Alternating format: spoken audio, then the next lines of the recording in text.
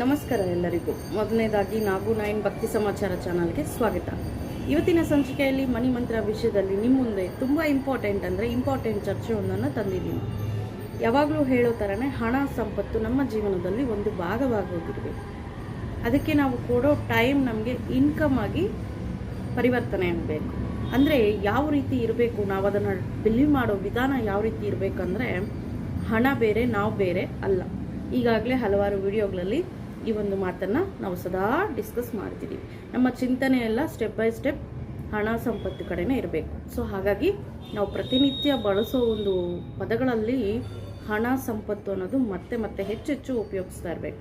ಅಂದರೆ ಹೆಚ್ಚೆಚ್ಚು ಉಪಯೋಗಿಸ್ತಾ ಇರಬೇಕು ಅಂದರೆ ನಾವು ಅದನ್ನು ಅಭ್ಯಾಸ ಮಾಡಬೇಕು. ಅಂದರೆ ಇಲ್ಲಿ ಹಣ ಸಂಪತ್ತು ವಿಷಯಕ್ಕೆ ಬಂದರೆ ನಾವು ಪದೇ ರಿಪೀಟ್ ಮಾಡೋದ್ರಿಂದ ನಮ್ಮ ಇನ್ನರ್ ಮೈಂಡ್ ಅನ್ನೋದು ಅದೇ ಒಂದು ಸಂದೇಶವನ್ನು ತಗೊಳುತ್ತೆ.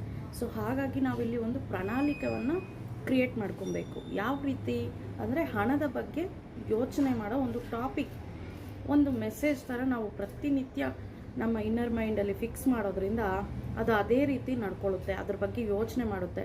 ಆ ಪ್ರಣಾಳಿಕೆನ ನಾವು ಕ್ಲಿಯರಾಗಿ ಮೆನ್ಷನ್ ಮಾಡಿದಾಗ ಅದು ಚಿಂತನೆ ಮಾಡುತ್ತೆ ಯಾವ ವಿಷಯದ ಬಗ್ಗೆ ನಾವು ಚರ್ಚೆ ಮಾಡ್ತಾ ಇದ್ದೀವಿ ಇಲ್ಲಿ ಅಂತ. ಅದಕ್ಕೋಸ್ಕರನೇ ಇಲ್ಲಿ ಹೇಳ್ತಾ ಇರೋದು, ಆದಷ್ಟು ನಿಮ್ಮ ಜೀವನದಲ್ಲಿ ನಡೆದೋಗಿರೋದನ್ನು ಬಿಟ್ಟುಬಿಡಿ. ಇದೇನೇ ಆಗಿದ್ರೂ ಪರವಾಗಿಲ್ಲ, ನಡಿಬೇಕಾಗಿರೋದನ್ನು ಚಿಂತನೆ ಮಾಡಬೇಡಿ ನಾಳೆ ಹೇಗೆ ಅಂತ. ಇವತ್ತು ನಿಮಗೆ ಎಷ್ಟು ಹಣ ಬೇಕು, ಇವತ್ತು ನೀವು ಏನು ಮಾಡ್ತಿದ್ದೀರಾ ಅದ್ರ ಬಗ್ಗೆ ಯೋಚನೆ ಮಾಡ್ತಾ ನಿಮಗೆ ಬೇಕಾಗಿರೋ ಸಂಪತ್ತು, ಹಣ, ಸಂತೋಷ. ಇಲ್ಲಿ ನಿಮ್ಮ ಇನ್ನರ್ ಮೈಂಡ್ಗೆ ಎಲ್ಲ ವಿಷಯ ಗೊತ್ತು, ಆದರೆ ಎಲ್ಲ ವಿಷಯ ಅದಕ್ಕೆ ಗೊತ್ತು ಅನ್ನೋದು ಅದಕ್ಕೆ ತಿಳಿಯೋದಿರಲ್ಲ. ಹಾಗಾಗಿ ನಾವು ಅದಕ್ಕೆ ಮೆಸೇಜ್ನ ಫೀಡ್ ಮಾಡಿ ಕೊಡ್ತಾ ಇರಬೇಕು. ಫಾರ್ ಎಕ್ಸಾಂಪಲ್ ಅಲ್ಲ, ಫ್ಯಾಕ್ಟೇ. ಈಗ ಹಸುವಿನಲ್ಲಿ ನಾವು ಎಷ್ಟು ದೇವರಿದೆ ಅಂತ ನಾವು ಅಂದ್ಕೊತೀವಿ, 300 ಕೋಟಿ ದೇವರು ಹಸುನಲ್ಲಿ ಇದ್ದಾರೆ ಅಂತ ನಾವು ಬಿಲೀವ್ ಮಾಡ್ತೀವಿ ಹಿಂದೂ ಸಂಪ್ರದಾಯ ಪ್ರಕಾರ. ಆದರೆ ಆ ಹಸುಗೆ ಗೊತ್ತಾ ಅದರಲ್ಲಿ 300 ಕೋಟಿ ದೇವರುಗಳಿದ್ದಾರೆ ಅಂತ?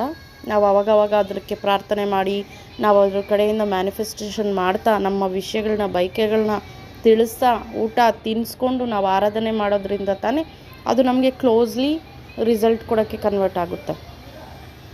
ಅದೇ ರೀತಿಯೇ ನನಗೆ ಇಲ್ಲಿ ನಮ್ಮ ಇನ್ನರ್ ಮೈಂಡ್ಗೆ ನಾವು ಸ್ಪಂದಿಸಬೇಕು.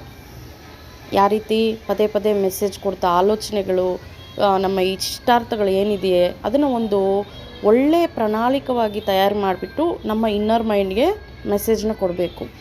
ಆವಾಗ ಅದು ನಿಜ ಅಂತ ಬಿಲೀವ್ ಮಾಡಿ ಅದನ್ನು ಸಂಪತ್ತು ಮತ್ತು ಐಶ್ವರ್ಯ, ಹಣದ ವಿಷಯ ಆಗಿರ್ಬೋದು, ಇದು ಯಾವುದೇ ರೀತಿ ಒಂದು ಡಿಸಿಪ್ಲೈನ್ ಪ್ರಣಾಳಿಕವನ್ನು ನಾವು ಮೇಂಟೈನ್ ಮಾಡಬೇಕಿಲ್ಲಿ. ಅದನ್ನು ಯಾವ ರೀತಿ ಅಂದರೆ ಪ್ರತಿನಿತ್ಯ 15 ನಿಮಿಷ ಆದ್ರೂ, ಪ್ರತಿದಿನ 15 ನಿಮಿಷ ಆದ್ರೂ ಈ ಸಂದೇಶವನ್ನು ನಾವು ಕೊಡೋದನ್ನು ರೂಢಿ ಮಾಡ್ಕೊಬೇಕು. ಅದು ನಮ್ಮ ಜೀವನದಲ್ಲಿ ಆನಂದವನ್ನು, ಪ್ರೀತಿಯನ್ನು, ಸಂಪತ್ತನ್ನು ತಂದುಕೊಡುತ್ತೆ. ನಾವು ಎಷ್ಟು ಬಾರಿ ಆದ್ರೂ ಈ ವಿಜಯ, ಸಂಪತ್ತು ಅನ್ನೋ ಹೆಸರುಗಳನ್ನ ಬಳಸ್ತಾ ಇದ್ದರೆ ಇನ್ನರ್ ಮೈಂಡ್ ಬಿಲೀವ್ ಮಾಡಿ ನಮಗೆ ಅದ್ರ ಕುರಿತಾಗೆ ರಿಸಲ್ಟ್ ಕೊಡೋಕ್ಕೆ ಸ್ಟಾರ್ಟ್ ಮಾಡುತ್ತೆ. ನಮಗೇನಾರೇ ಸಮಾಧಾನ ಸಿಕ್ಕಿಲ್ಲ ಅಂದರೆ ಮಲಗೋಕ್ಕಿಂತ ಮೊದಲು ನಮ್ಮಲ್ಲಿ ನಾವು ಕಮ್ಯುನಿಕೇಟ್ ಮಾಡ್ಕೊಬೇಕು. ಅಂದರೆ ಇನ್ನರ್ ಮೈಂಡ್ ಜೊತೆ ಕಮ್ಯುನಿಕೇಟ್ ಮಾಡ್ಕೊಬೇಕು. ಆವಾಗ ಅದಕ್ಕೆ ಉತ್ತರ ಅನ್ನೋದು ಸಿಗುತ್ತೆ. ಬೇಕಾದರೆ ಟ್ರೈ ಮಾಡಿ ನೋಡಿ, ಇದು ಆಚರಣೆದಲ್ಲಿಡ್ರಿ. ಇವೆಲ್ಲ ಬರೀ ವಿಡಿಯೋ ನೋಡೋ ಅಂಥ ಟೈಮಲ್ಲಿಗೆ ಮಾತ್ರ ಸೀಮಿತ ಅಲ್ಲ. ನೀವು ಮತ್ತೆ ಆಚರಣೆದಲ್ಲಿಟ್ಟರೆ ಈ ಮನಿ ಕಾನ್ಸೆಪ್ಟ್ ಅನ್ನೋದು ನಿಮಗೆ ರಿಯಲ್ ಆಗಿ ರಿಸಲ್ಟ್ ಕೊಡೋಕ್ಕೆ ಸ್ಟಾರ್ಟ್ ಆಗುತ್ತೆ. ಅದು ನಾವು ಈ ರೀತಿ ಕಮ್ಯುನಿಕೇಟ್ ಮಾಡುವಾಗ ನಮಗೆ ನಮ್ಮ ಸಬ್ಕಾನ್ಷಿಯಸ್ ಮೈಂಡ್ ಆ್ಯಕ್ಟಿವ್ ಆಗಿ ಇನ್ನರ್ ಮೈಂಡ್ಗೆ ಹೇಳುತ್ತೆ. ಸೊ ಆವಾಗ ನಮಗೆ ಅದಕ್ಕೆ ಸಮಾಧಾನ ಸಿಗುತ್ತೆ. ಈಗ ಯಾವುದೇ ಒಂದು ಗೊಂದಲದಲ್ಲಿರ್ತೀವಿ, ಒಂದು ಸಮಸ್ಯೆ ಎದುರಾಗಿರುತ್ತೆ, ಅದಕ್ಕೆ ಸಮಾಧಾನ ಹುಡುಕ್ತಾ ಇರ್ತೀವಿ. ಆವಾಗ ಇನ್ನರ್ ಮೈಂಡ್ ಜೊತೆ ಕಮ್ಯುನಿಕೇಟ್ ಮಾಡಿದ್ರೆ, ಅದನ್ನು ಒಂದು ಫ್ರೆಂಡ್ ಥರ ಟ್ರೀಟ್ ಮಾಡಿದ್ರೆ ನಮಗದು ಮಾರ್ಗದರ್ಶಿ ಆಗುತ್ತೆ. ನಮಗೆ ಬೇಕಾಗಿರೋ ಸಮಾಧಾನನ ಅದು ತೋರಿಸುತ್ತೆ. ನಮ್ಮ ವಿಜುವಲೈಸೇಷನಲ್ಲಿ ನಮಗೆ ರಿಯಲೈಸ್ ಆಗುತ್ತೆ, ನಮಗೆ ಆನ್ಸರ್ ಅನ್ನೋದು ಅಲ್ಲೇ ಸಿಗುತ್ತೆ.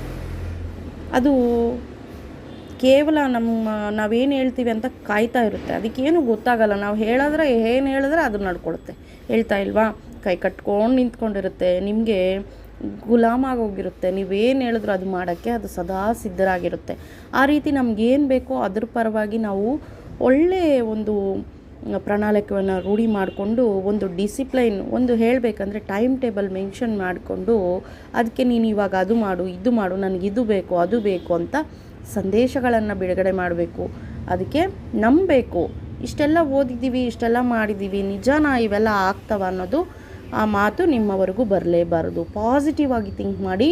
ಆಲ್ವೇಸ್ ನಿಮ್ಮ ಸಬ್ಕಾನ್ಷಿಯಸ್ ಮೈಂಡ್ನ ಪಾಸಿಟಿವ್ ಆಗಿ ಥಾಟ್ಸ್ನ ಬಿಡುಗಡೆ ಮಾಡ್ತಾ ಇನ್ನರ್ ಮೈಂಡ್ಗೆ ಒಳ್ಳೆ ಮೆಸೇಜಸ್ನ, ಅದೂ ಆದಷ್ಟು ಹಣ, ಸಂಪತ್ತು, ಪ್ರೀತಿ, ಸಂತೋಷ, ವಿಜಯ, ಈ ರೀತಿ ಇರೋ ಒಂದು ಸೆಂಟೆನ್ಸ್ನ ಮ್ಯಾನಿಫೆಸ್ಟೇಷನ್ ಮಾಡ್ಕೋಬೋದು.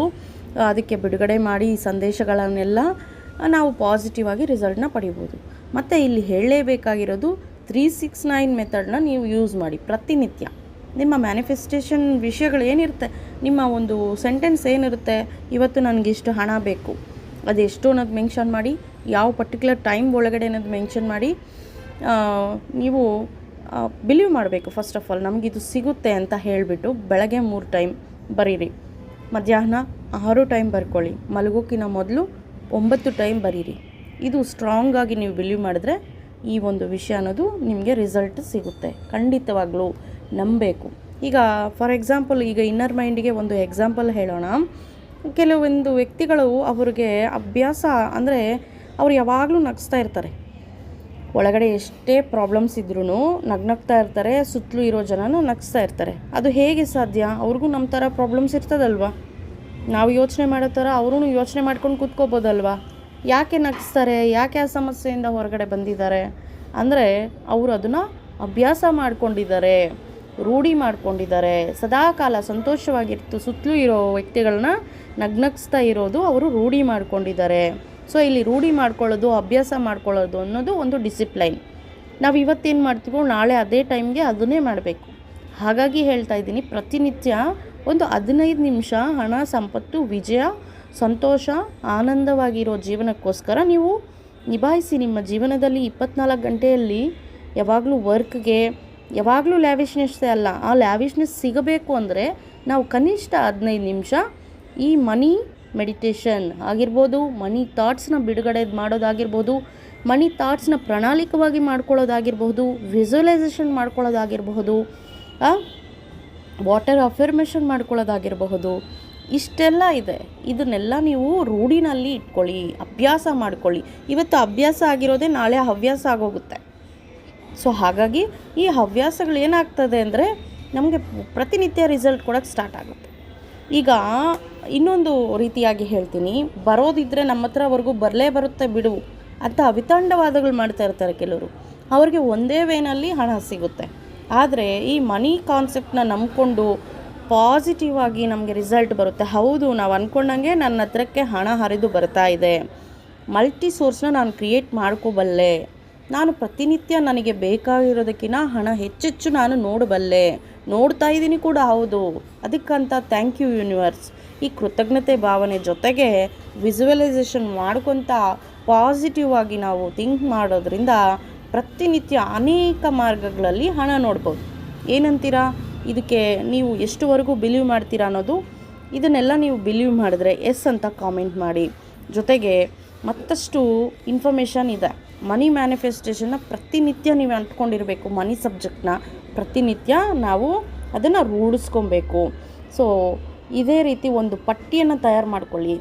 ಪ್ರತಿನಿತ್ಯ ಒಂದು 15 ನಿಮಿಷ ಭವಿಷ್ಯತ್ತು ನಮಗೆ ಚೆನ್ನಾಗಿರಬೇಕು ಅಂದರೆ, ಈ ಭವಿಷ್ಯ ಚೆನ್ನಾಗಿರಬೇಕು ಅಂದರೆ ಇವತ್ತಿಂದು ಚೆನ್ನಾಗಿರೋ ಥರ ನಾವು ಇಟ್ಕೊಬೇಕು. ಹಾಗಾಗಿ ಇವತ್ತೇ ಸ್ಟಾರ್ಟ್ ಮಾಡಿ. 15 ಮಿನಿಟ್ಸ್ ನೀವು money meditation, money sentence, positive sentence, believeness, visualization, must and should ನಿಮ್ಮ ಒಂದು ಪಾಸಿಟಿವ್ ಮೆಸೇಜ್ನ ಇನ್ನರ್ ಮೈಂಡ್ಗೆ ಕುಣಿಸಬೇಕು. ಇದೇ ಇವತ್ತಿನ ಕಾನ್ಸೆಪ್ಟ್. ಜೊತೆಗೆ ಮನೆಯಲ್ಲಿ ಇಲ್ಲಿ ಒಂದು ಟಿಪ್ ಹೇಳಕ್ಕೆ ಇಷ್ಟಪಡ್ತೀನಿ. ಮನೆಯಲ್ಲಿ ಗೃಹಿಣಿಯರು ಇರ್ತಾರಲ್ಲ, ಈಗಾಗಲೇ ಶೇರ್ ಮಾಡಿದ್ದೀನಿ, ಇದು ಆಚರಣೆಯಲ್ಲಿ ಇಟ್ಟು ನೋಡಿ. ನಿಮ್ಮ ಪಾಕೆಟ್ ಫುಲ್ ಮನಿ ಸಿಗುತ್ತೆ. ಪಾಕೆಟ್ ಫುಲ್ ಆಫ್ ರೋಸಸ್ ಥರ ಪಾಕೆಟ್ ಫುಲ್ ಆಫ್ ಮನಿ ಇರುತ್ತೆ. ಯಾರಿಗೆ? ಇಲ್ಲಿ ಆ ಮನೆ ಯಜಮಾನಗೆ ಹಣ ಸಿಗಬೇಕು. ಪ್ರತಿನಿತ್ಯ ಸಂತೋಷವಾಗಿ ದುಡಿಯೋ ದುಡ್ಡು ನಮಗೆ ಗೊಂದಲದಿಂದ ಬರಬಾರ್ದು, ಸಂತೋಷವಾಗಿ ನಮ್ಮ ಹತ್ರ ಬರಬೇಕು. ಅದು ಯಾವುದೇ ರೀತಿ ಅನೇಕ ಮಾರ್ಗಗಳಲ್ಲಿ ಬಂದರೂ ಕೂಡ ನಮಗೆ ಸಂತೋಷವನ್ನು ಆ್ಯಡ್ ಆನ್ ಮಾಡ್ಕೊಂಡು ಬರಬೇಕು. ಅಂದರೆ ಗೃಹಿಣಿಯರು ಇರ್ತಾರಲ್ಲ ಮನೆಯಲ್ಲಿ, ಅವರ ಒಂದು ಮಿಸಸ್ಗೆ ಅಂದರೆ ಅವರ ಹೆಂಡತಿಗೆ ಗಂಡನ ಆಗಿರೋರು ಅಂದರೆ ಯಜಮಾನ ಆಗಿರೋರು ಟೀ ಅಥವಾ ಕಾಫಿ, ಬೆಳಗ್ಗೆ ಎಲ್ಲರಿಗೂ ಟೀ ಅಥವಾ ಕಾಫಿ ಕುಡಿಯೋ ಹವ್ಯಾಸ ಇದ್ದೇ ಇರ್ತದೆ. ಇದರಲ್ಲಿ ಯಾವುದೇ ಹೆಚ್ಚು ಕಮ್ಮಿ ಅಂತ ನೋಡದೆ, ಯಾಕಂದರೆ ಈ ಜೀವನದಲ್ಲಿ 2 ಜೀವರಾಶಿಗಳು ನಾವಾಗಿದ್ದೀವಿ, ಅದು ಒಂದು ಗಂಡು ಒಂದು ಹೆಣ್ಣು. ಸೊ ಸಮಾನತೆಯನ್ನು ತೋರಿಸ್ಕೊತ ಯಾವುದೇ ರೀತಿ ಜಂಜಾಟ ಇಲ್ಲದೆ, ಅಂದರೆ ನಾನೇ ಹೈ ಆಗಿರಬೇಕು, ನೀ ಕೆಳಮಟ್ಟಕ್ಕಿರಬೇಕು ಅನ್ನೋ ಆಲೋಚನೆಗಳು ಬಿಟ್ಟು ನಾವು ಮುಂದುವರಿಯಬೇಕು ಅಂದರೆ ಇಲ್ಲಿ ಸಮಾನತ್ವ ಹೊಂದಿರಬೇಕು, ಅದು ನಿಜ. ಇಲ್ಲಿ ಟಿಪ್ ಏನು ಅಂದರೆ ಪ್ರತಿನಿತ್ಯ ಬೆಳಗಿನ ಜಾವ ಟೀ ಅಥವಾ ಕಾಫಿ ನಿಮ್ಮ ಮಿಸ್ಸಸ್ಗೆ ನೀವು ಕೊಡಬೇಕಾಗ್ತದೆ. ಇಲ್ಲಿ ಯಜಮಾನ ಆಗಿರೋರು, ಗಂಡನಾಗಿರೋರು ಅವ್ರ ಮಿಸ್ಸಸ್ಗೆ ಟೀ ಅಥವಾ ಕಾಫಿ ಸರ್ವ್ ಮಾಡೋದ್ರಿಂದ, ಪ್ರೀತಿಯಿಂದ ಅವರಿಗೆ ಕಾಫಿ ಕುಡಿಸೋದ್ರಿಂದ ಅವತ್ತು ಡೇ ಅನ್ನೋದು ಖುಷಿಯಿಂದ ಸ್ಟಾರ್ಟ್ ಆಗುತ್ತೆ. ಇಡೀ ದಿನ ನಿಮಗೆ ಖುಷಿಯನ್ನೇ ಅವರು ವ್ಯಕ್ತಪಡಿಸ್ತಾ ಇರ್ತಾರೆ. ಆವಾಗ ನೀವು ಹೊರಗಡೆ ಹೋಗಿ ಕೆಲಸ ಮಾಡಲಿಕ್ಕೆ, ನೀವು ಆರಾಮಾಗಿ ದುಡಿಯೋಕ್ಕೆ ಅನುಕೂಲ ಆಗುತ್ತೆ. ಇದು ಒಂದು ರೀತಿ ನಡಿಬೇಕು ಅಂತ ಹೇಳ್ತಾ ಇಲ್ಲ ನಾನು, ಇದು ಫ್ಯಾಕ್ಟ್. ನೀವು ಕೊಟ್ಟು ನೋಡಿ, ಒಂದು ವಾರ 7 ದಿವಸ ಸತತ 7 ದಿವಸ ನೀವು ಕಾಫಿಯನ್ನು ಕೊಟ್ಟು ನೋಡಿ, ಅಥವಾ ಟೀ ಏನು ಕುಡಿತಾರೋ ಅವ್ರು ಕಷಾಯ ಆಗಿರ್ಬೋದು, ಇಲ್ಲ ಮೇಡಮ್ ಹಾಲೇ ಕುಡಿತಾರೆ, ಮಾಲ್ಟ್ ಕುಡಿತಾರೆ, ಇವೆಲ್ಲ ಬೇಡ, ಅವ್ರು ಏನು ಕುಡಿತಾರೋ ಅದನ್ನು ಕೊಟ್ಟು ನೋಡಿ ನಿಮ್ಮ ಕೈಯಿಂದ, ಪ್ರೀತಿಯಿಂದ ಅವರಿಗೆ.